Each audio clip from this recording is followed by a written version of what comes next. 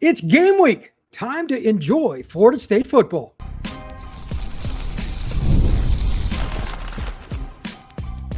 You are Locked On Seminoles, your daily podcast on the Florida State Seminoles. Part of the Locked On Podcast Network, your team every day. Welcome into this special edition of Locked On Seminoles. I am your host, Brian Smith. We have one topic and one topic only, Mike Norvell's press conference. I will expand upon one critical point throughout this 10-minute pod: honesty. You do not see that very often in college football at the press conferences anywhere. From LA to New York, from Chicago to Miami, coaches oftentimes lie, but I will give Norvell credit because he was given multiple opportunities to go out there and just go around the question, completely lie, and he was honest.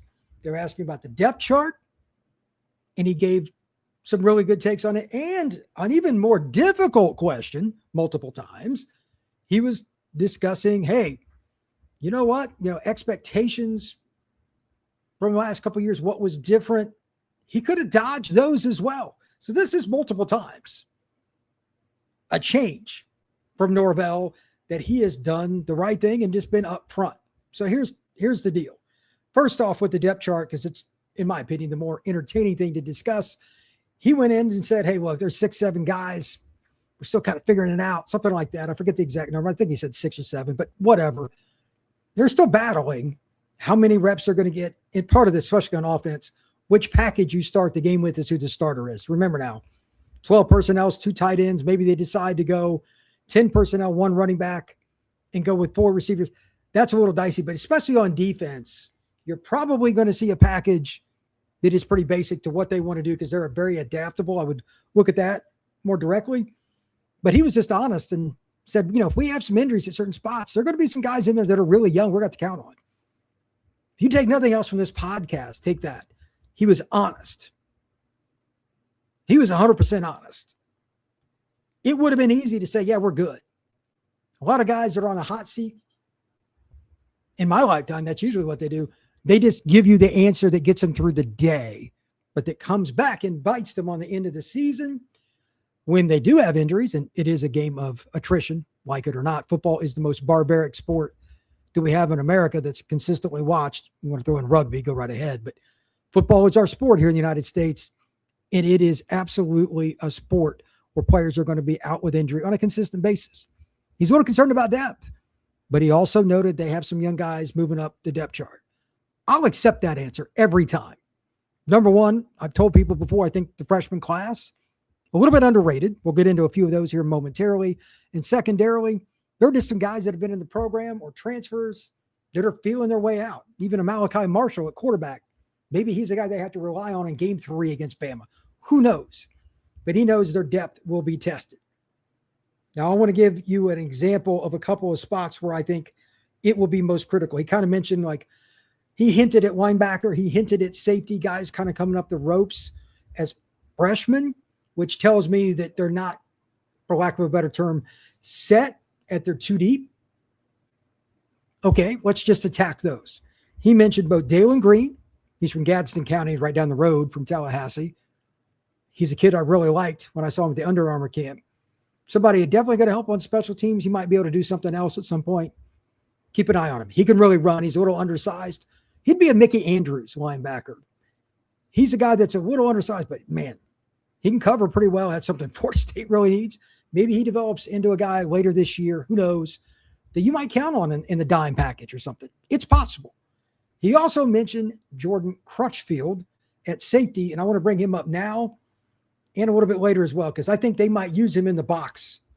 He's a kid that I had the opportunity to get to know a little bit in 7-on-7. He played with 24K. It's a really good program. Seen him at underarm camps, etc. And he also played for Vero Beach High School, one of the best programs in the state of Florida in the South.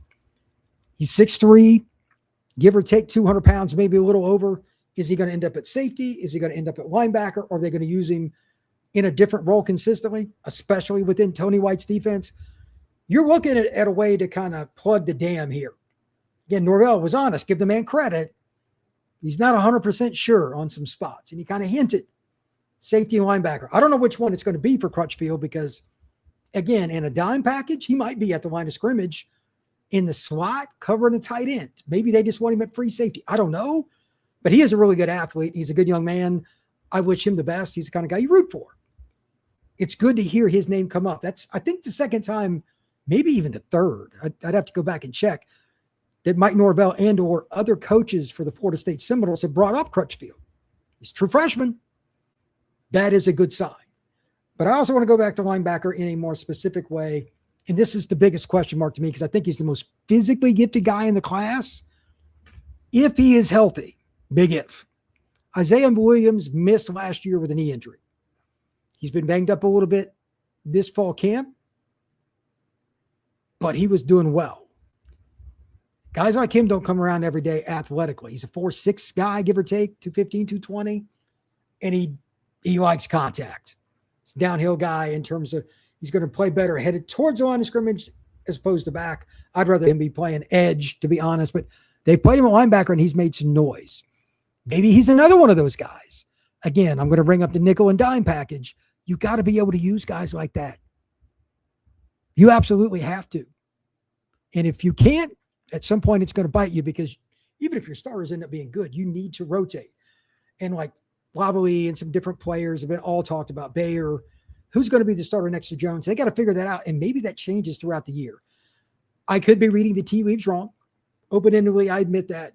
But I get the sense, again, that linebacker and safety, it's not 100% set in stone. And it's ironic, especially at safety. C.J. Richard, Ashwin Barker, Mekhi Jones, the transfer from Duke. He was a starter last year for Duke as a freshman. In longtime Florida State safety, K.J. Kirkland, he's a senior. Pretty good group, but how they use safeties at Florida State is way different than what it was in the last scheme. It's a lot of reading.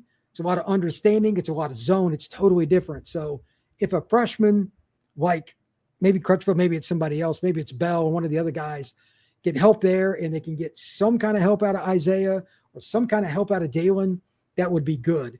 And I want to talk about that next just for a few minutes, how Florida State is finally building depth. If they're ever going to get back to being a program that people really want to see, this next segment, it just spits it out plain and clear. And that is next, right here on Locked On Seminoles.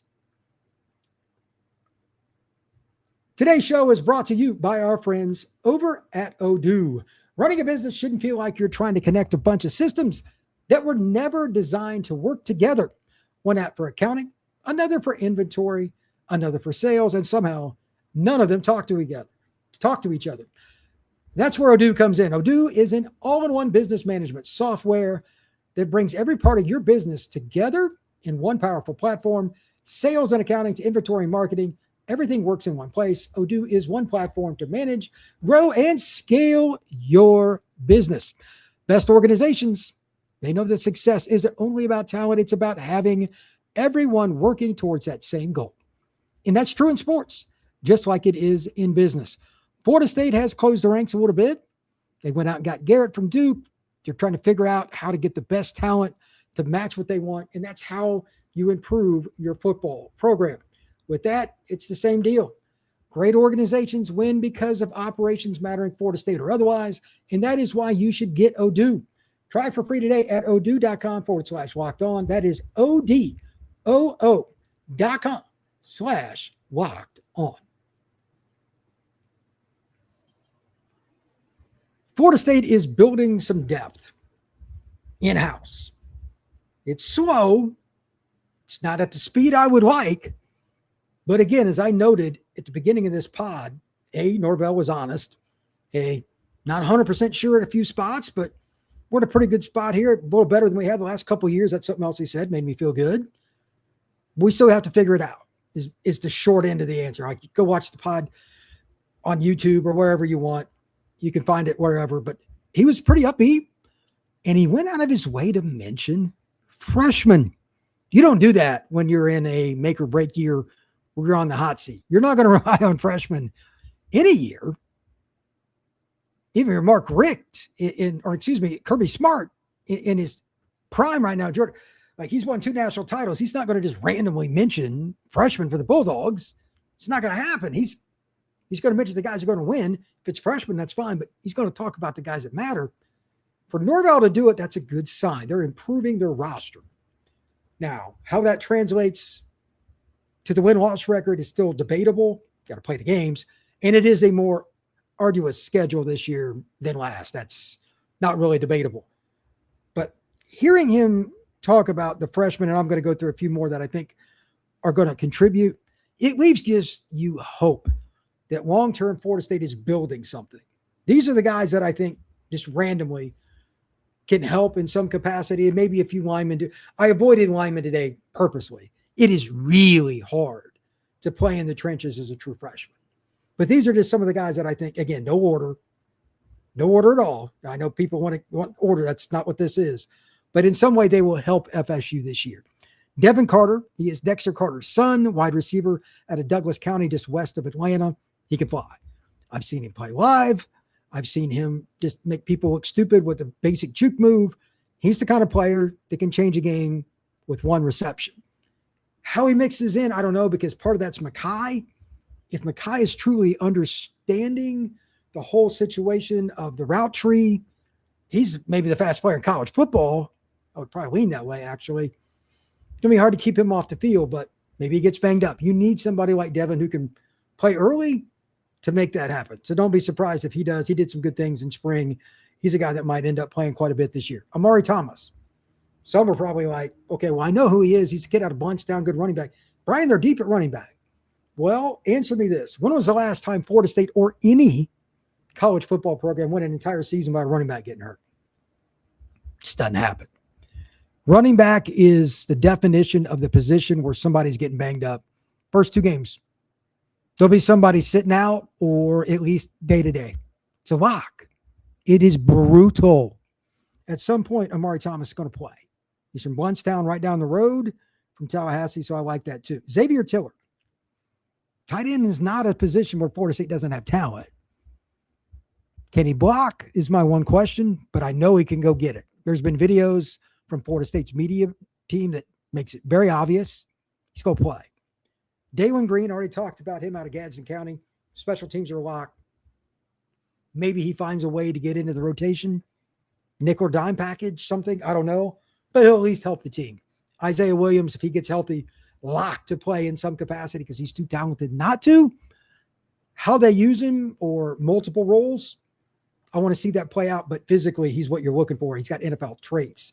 Jason Lopez, maybe the most impressive so far this year. Overall, we've heard about him more than anybody else from the coaches during press conferences. Slot is the most likely traditional spot that he'll play, but he's most likely your punt returner. As a true freshman, that is not normal. He can move. He's got great hands. And again, receiver like him, he's much like Carter. He's going to make that first guy miss. And at the line of scrimmage, his ability to get off bump is pretty darn good for a young man. He'll probably play slot, but I would not discount him whether it's this year or next. Playing some out wide, too. He's not a boundary. He's not the biggest guy, but he's really, really athletic with tremendous hands. We already talked about Jordan Crutchfield a little bit, but I want to add something. If Florida State is going to match teams package to package, like Miami, for instance, that's got so many receivers, you got to have safeties that can cover in essentially man situations. I know Florida State's going to run a lot of zone, but once a player's in your area, you're in man coverage anyway. If at nothing else, he's a bigger guy, has some physicality, and he's got length. You're not going to beat the perfect pass, but at least have the athleticism and the length to do something. Jordan Crutchfield, again, is somebody I had a chance to see multiple times during his prep career. He looks the part, man. Best of all, he's a guy that, again, Norvell brought up unsolicited. He didn't have to. So he's obviously impressed. If guys like that are pushing the pile, it's going to make the team better, and the program's getting better in that sense. Is it where it needs to be? No. Is it probably where Alford wants you to believe it is based on his interview with Mr. Bianchi from the Orlando Sentinel? I'd almost assuredly say no. And I think it's honestly one of the reasons that Norvell brought some of this stuff up. Hey, we're still not where we need to be. But he was honest about it. And I, again, give him a 1,000,000% credit for that. It would have been easy to take the low road, give some generic answer and not really answer the question with a whole bunch of words. He's done it before. They need more depth. They need to prove in their starting lineup potentially but they have young guys coming up. We're going to kind of see how it goes. Took a lot of guts for him to say that, with a lot of these freshmen being a key to it. Thank you very much for checking out this bonus edition of Locked On Seminoles. I will have something on Tuesday as well, but I wanted to get this in. The press conference I thought was really good. Go check it out wherever you get it, YouTube or whatever. Norvell's press conference is worth your time. This has been Locked On Seminoles.